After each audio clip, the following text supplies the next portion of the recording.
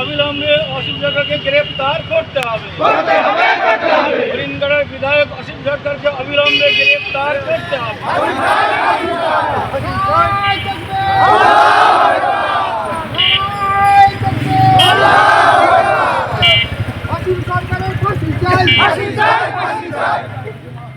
ধর্মীয় ভাবাবেগে আঘাতের অভিযোগে বিজেপি বিধায়কের বিরুদ্ধে পথে নামল সংখ্যালঘু সম্প্রদায়।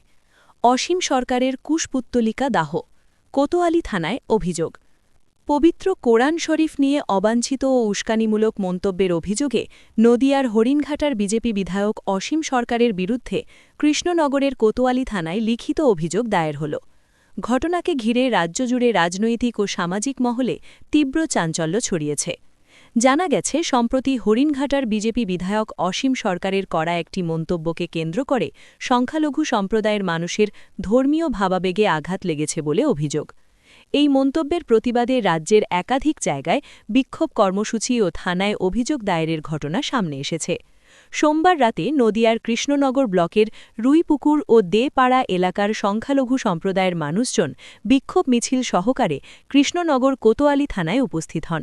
সেখানে তারা বিজেপি বিধায়ক অসীম সরকারের বিরুদ্ধে লিখিত অভিযোগ দায়ের করেন। বিক্ষোভ চলাকালীন অভিযুক্ত বিধায়কের কুশপুত্তলিকা দাহ করা হয়। বিক্ষোভকারীদের দাবি, পবিত্র ধর্মগ্রন্থকে কেন্দ্র করে এ ধরনের মন্তব্য সমাজে বিভেদ ও অশান্তি ছড়াতে পারে। অবিলম্বে অভিযুক্ত বিধায়কের বিরুদ্ধে কড়া আইনানুগ ব্যবস্থা গ্রহণের দাবি জানানো হয়। একই সঙ্গে তারা হুঁশিয়ারি দেন, দ্রুত উপযুক্ত পদক্ষেপ না নেওয়া হলে আগামী দিনে আরও বৃহত্তর আন্দোলনের পথে হাঁটবেন তারা।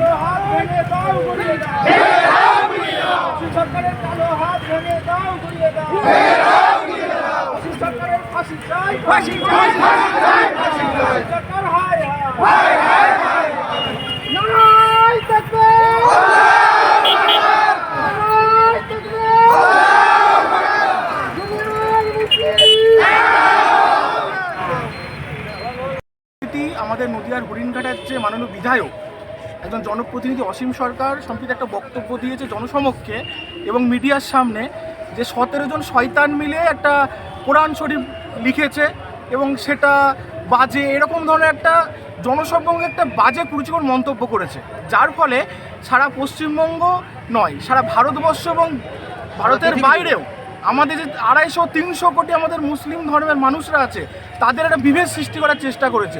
সাম্প্রদায়িক যে সম্প্রীতি আমরা বাস করি সব মিলেমিশে, সেইটা সম্প্রীতিটা বিভাজনের চেষ্টা করছে, যার ফলে আমাদের মধ্যে একটা বিভেদ সৃষ্টি হচ্ছে, উত্তেজনার সৃষ্টি হচ্ছে, একটা পুরোপুরিভাবে উত্তেজনারময় পরিস্থিতি উনি সৃষ্টি করে দিয়েছেন।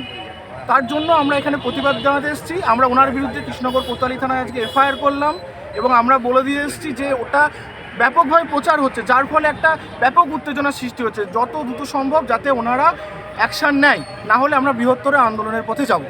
আর কি কি কর্মসূচি আছে আমরা আজকে বলে এসেছি যে যদি দ্রুত সম্ভব আমাদের এখানে না হয়, আজকে আমরা কুশপুতুল পোড়াবো, যদি দ্রুত সম্ভব না হয় কোনো অ্যাকশান, আমরা বৃহত্তর আন্দোলনের পথে আমরা যাব।